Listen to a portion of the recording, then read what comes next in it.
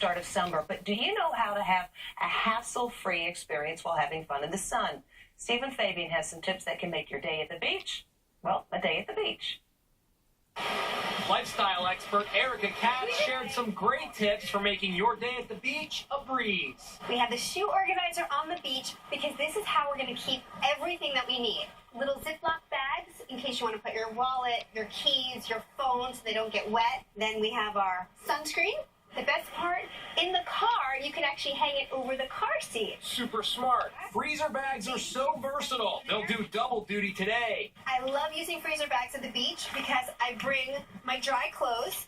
Then when I'm ready to change, take it out, take the wet bathing suit, Right. put it in the freezer bag, take it home, no mess. Now check out this modern take on the old beach blanket. A fitted sheet is great for the beach because you can bring up the sides and put your beach toys in that corner, your cooler in that corner, your bag here, and then you have a nice clean space with no sand, so if you want to eat lunch in there, you can sit in there and eat lunch. Right. And it keeps everything sand-free. Right, you got a sand-free zone here. So you're at the beach, you want to go in the ocean, but what are you going to do with your valuables?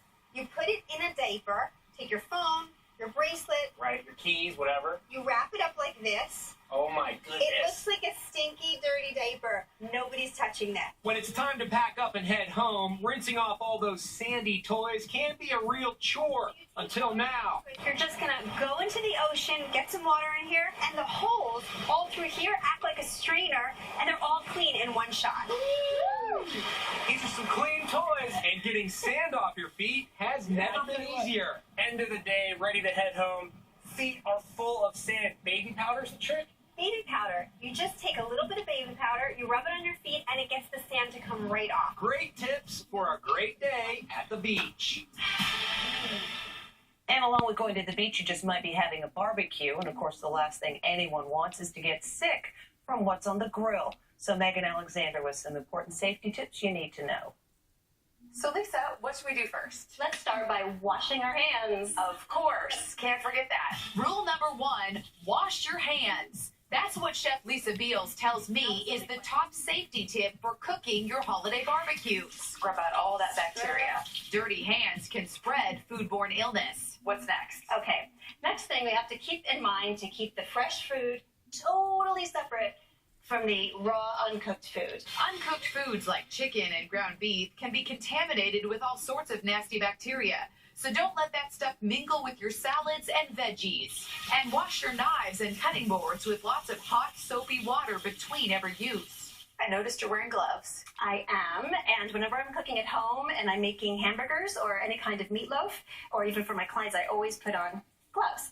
It makes sense. Just think of all that raw hamburger oozing under your fingernails. Gross. And it can also be dangerous. But if you wear gloves, no worries. Plop them in the trash. Okay. Let's go wash our hands again. Let's do it. And that's Lisa's next tip. Go wash your hands again and keep scrubbing for at least 20 seconds. Also, it's important to preheat your grill on high for 10 minutes. Yeah, this is a super hot grill. The heat kills off any germs left over from your last barbecue. Then brush the grill really well. Now, it's time to throw on the chicken. Great idea. After you flip it once or twice, Chef Lisa says wash your tongs while the chicken is still on the grill.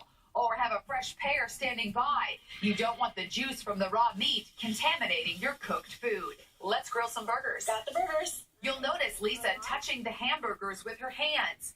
That's okay because even without a sink nearby, she keeps antibacterial wipes handy. Then, with the food almost done, it's smart to check the meat with a thermometer. Chicken should be at least 165 degrees. All right. We're done. 165, okay. Store-bought hamburgers should be cooked well done.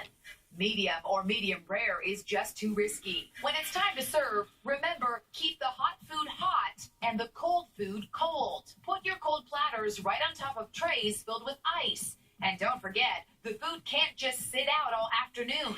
Chef Lisa says, set an alarm. Here's a great reminder to put your food away after 2 hours or 1 hour in a hotter climate. Just set your phone timer. Have it bing, bing, bing. Next thing you know, time to put the food away. Now it's time for the best part, eating. All right, my friend. All right, bon appetit. Thanks for the great tips. Actually, Memorial Day is the second most popular holiday for grilling. Turns out July 4th is #1. It was